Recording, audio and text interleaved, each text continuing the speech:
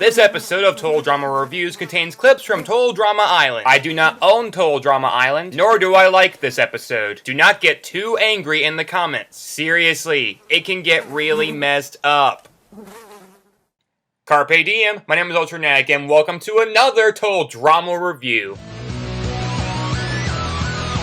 This is where I, as a lover of animation and reality shows, look over the show and combine them together the best. And...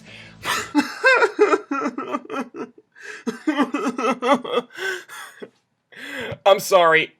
I like this show. I really do, but I imagine some people have a hard time believing that. And I can't blame them. I've done far more negative reviews of episodes than positive ones, but I have such fond memories of this show growing up, and a lot of respect for it years later. But we've got another really bad one here, a real freaking white ball called That's Off the Chain. I seriously want to like this episode. It's got a neat, almost original idea for a challenge, some interesting character dynamics, and potentially funny subplots. But, oh, it's... I can't even say it. Mel B, take over. That was off the chain!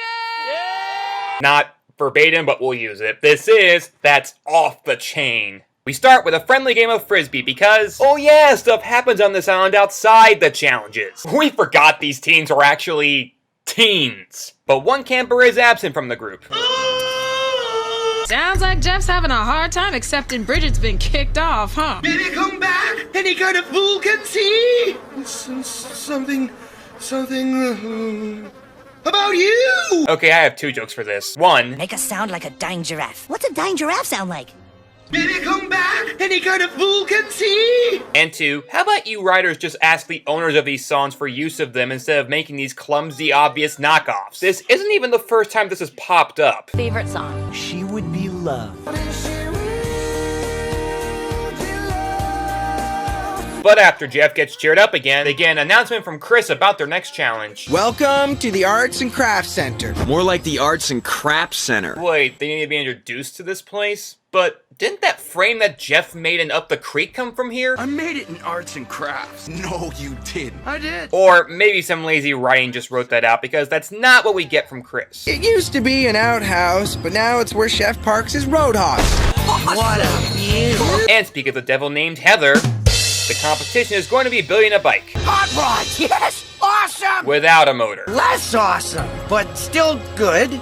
Right? Okay, that was funny, and to this episode's credit, it's not the only funny moment here. I especially love this charming interaction between Owen and Lindsay. I'm gonna make my dream bike. Every year at Christmas, I asked for a Sunset Sally bike, but never got one. Santa never brought you your Christmas wish? They're both like innocent little kids. I would have loved to have seen chemistry like this sooner. When I'm complaining about not seeing enough camp life, this is what I'm referring to. Even the episodes I didn't like that focused on camp life, it was more that we never see any development from the contestants. The most we got from them was when they interacted in the challenges. And this episode will be no exception. The challenge specifically is creating the best design for your bike. Trick them out any way you want using props from the Arts and Crafts Center. Best design wins. I'm even throwing in a bike manual. The guys band together to still take out the girls with Heather listening. The guys think they're so stealth, building their little alliances. It's kind of cute, really. I agree it is, Heather. I mean, Owen out of the group last episode, so it's not like it was much of a secret anyways. Oh, and speaking of being bad at keeping secrets... Hey, get back here! You are so close to being out of the alliance! I'm glad you come out as a hypocrite. I don't think she... What he said. The pot calling the kettle black. Speaking of hypocrite, you know how Heather has a low opinion on Lindsay's intelligence? I've got flip-flops with more brains than her. Well, apparently that translates out to her believing that Lindsay is smart enough to dismantle a motorcycle. See that motor thingy with all the fancy exhausts? Dismantle it. I'm pretty good with computers. That doesn't mean I can take one apart. The best way I know how to do it is this. Heck, even Lashana has trouble with it. Where does this go? That's the pedal. Haven't you ever ridden a bike before? Of course I've ridden a bike before.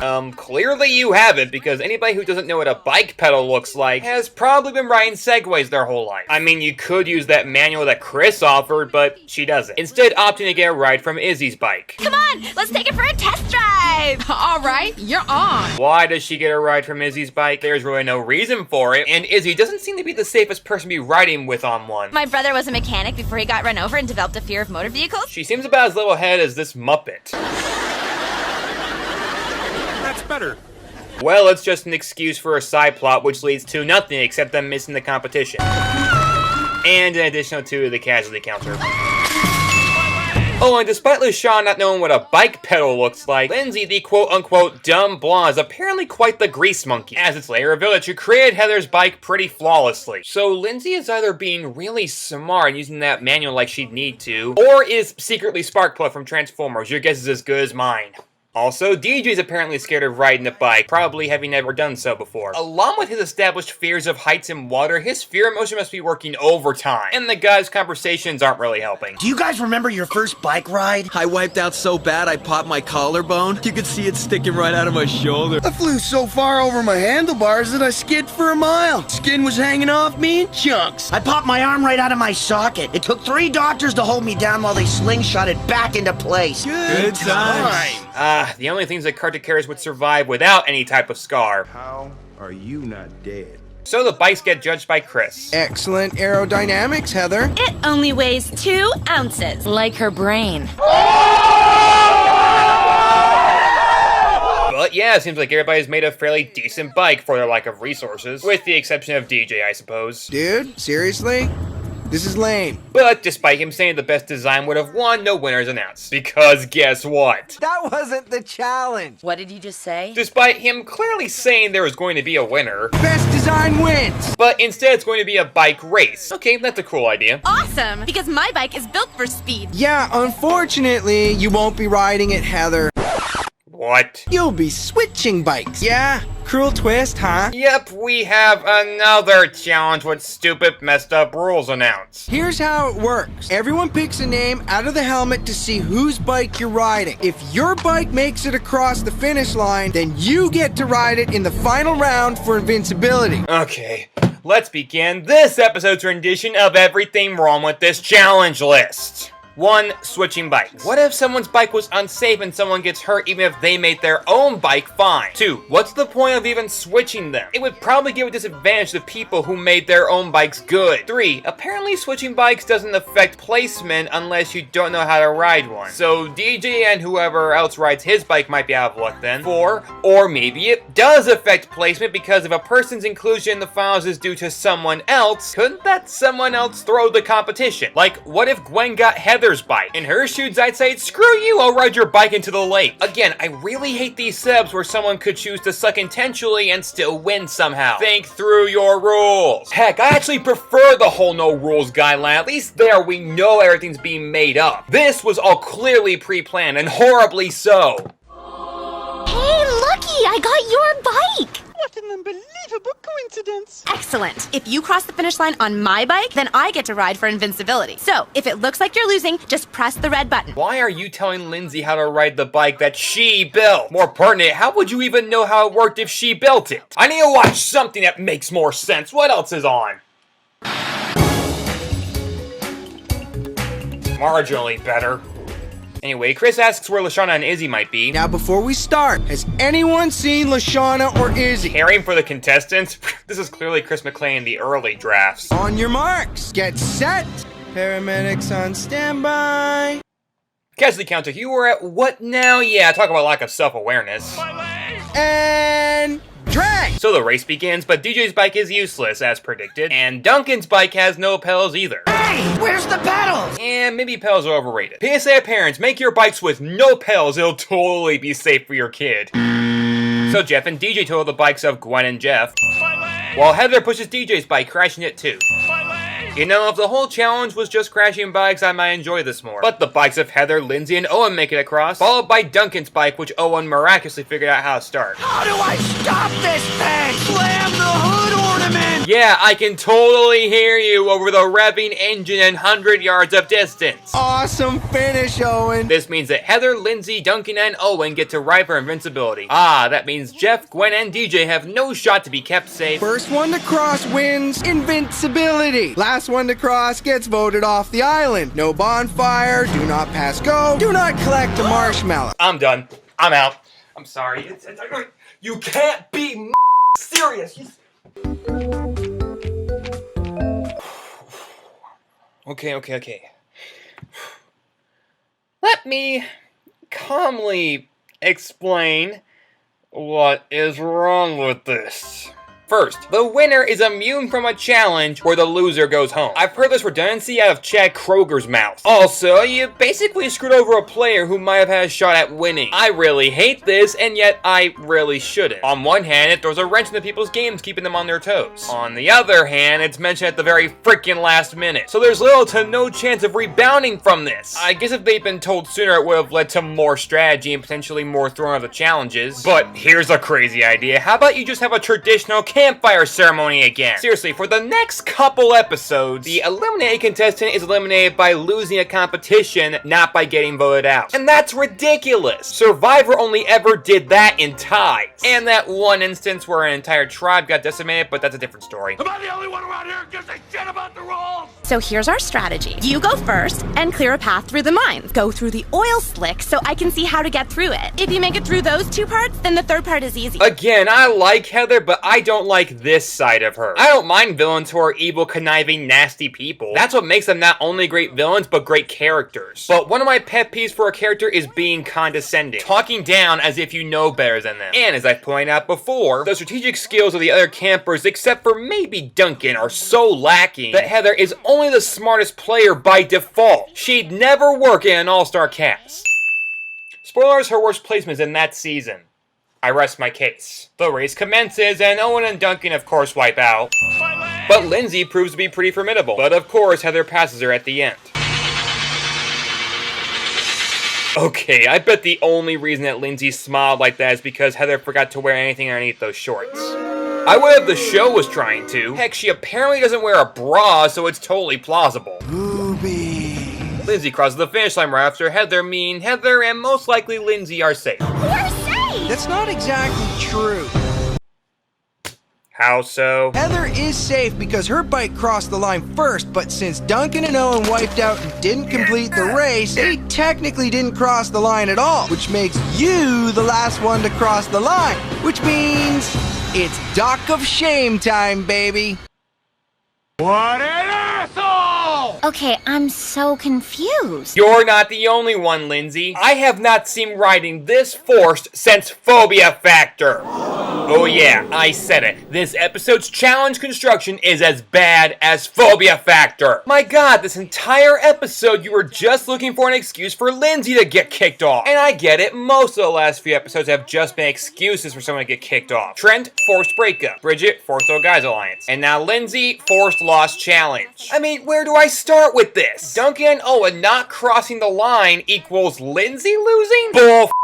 If they wiped out, they lost. Since Duncan and Owen wiped out and didn't complete the race, they technically didn't cross the line at all. Yeah, but Owen and Duncan wiping out doesn't mean they weren't last to cross. It means they will be last to cross. So by logic, shouldn't they get a tiebreaker or something with maybe Heather and Lindsay's bikes? But nope, it means Lindsay has to go home. Fill in the score and of Heather refusing to save her, which makes even less sense. I'm so confused. It means I can't save you unless I give you my invincibility. But I can't do that. Too risky. If Heather gives up immunity, it makes her vulnerable to what? I'm confused what the rules are supposed to be here. I thought there was no campfire ceremony. No bonfire, do not pass go, do not collect a marshmallow. So how would the vote off work? If Heather gives up immunity, she goes home instead? Well then Lindsay shouldn't be mad. But I won! I even built your bike! I don't know what she's talking about. I mean, yes, Heather used her and condescended her like she has from the beginning, but if Lindsay feels betrayed that Heather won't protect her from these manure-caked rules, she shouldn't. That's not betraying Lindsay. That's just not being able to protect her. God, you writers didn't think any of this through. At this point, this folder should be Britannica-sized.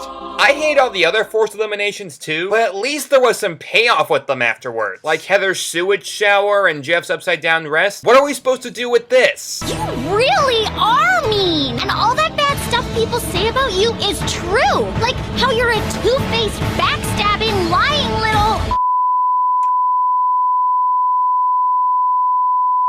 I stood up for you, but they're right! You really are a two-faced, backstabbing, lying little... I'd rather spend the day staring at Owen's butt than shopping with you. And P.S. Your shoes are tacky.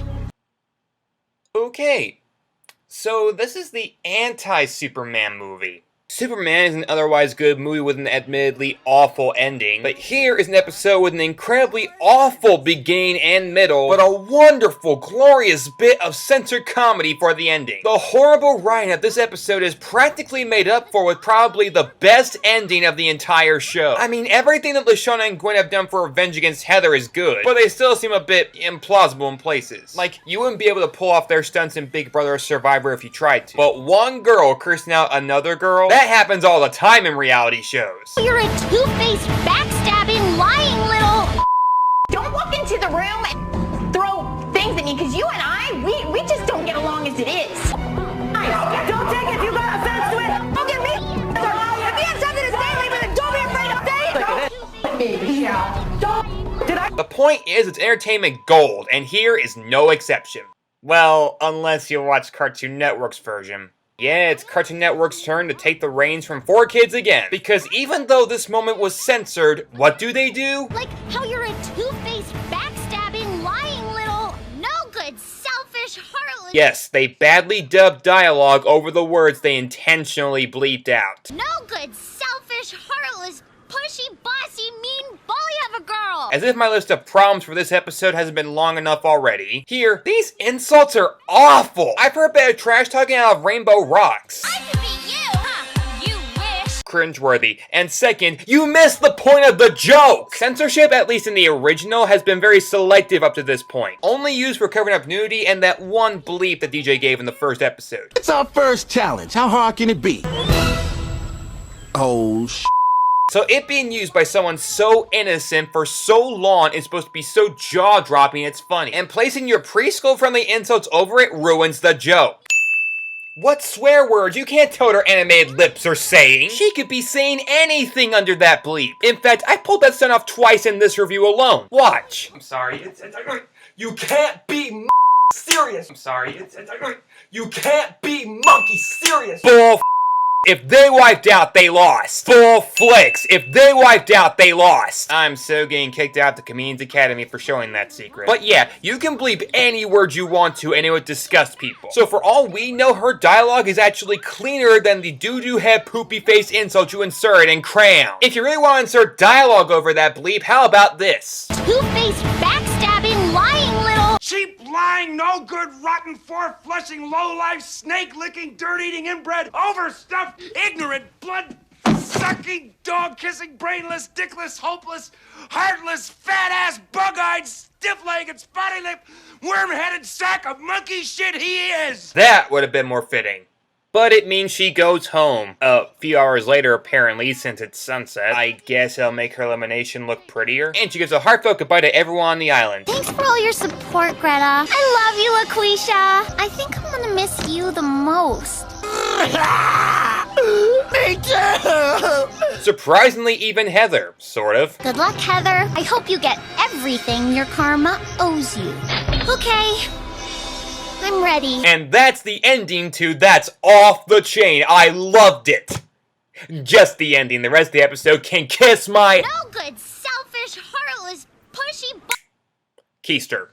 The whole episode feels equally as contrived as the other bad ones I've seen, with a challenge completely designed to eliminate one of my favorite characters, and rules that backtrack more than a crashing train in reverse. And it's not that Lindsay goes home that upsets me. I get it, it's the nature of the show, and it makes us feel an even deeper connection with her. But for all the gripes that reality shows are scripted, at least they aren't as formulaic and algebraic equation like this episode was. The only good things about it are Lindsay and Owen, who are adorable together, and definitely those last 2 minutes. Seriously, just skip the entire rest of the episode and watch that without context. It'll be twice as funny that way. But the rest of this episode, this is one wipeout I am not calling the paramedics on.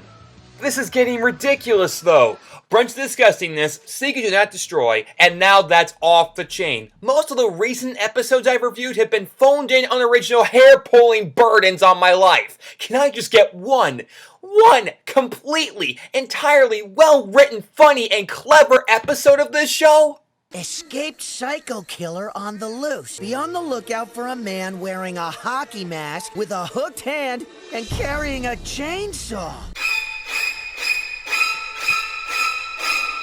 I didn't insert that music in.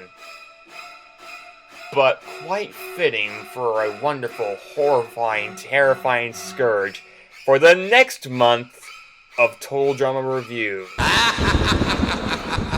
I'll see you for the month of Halloween.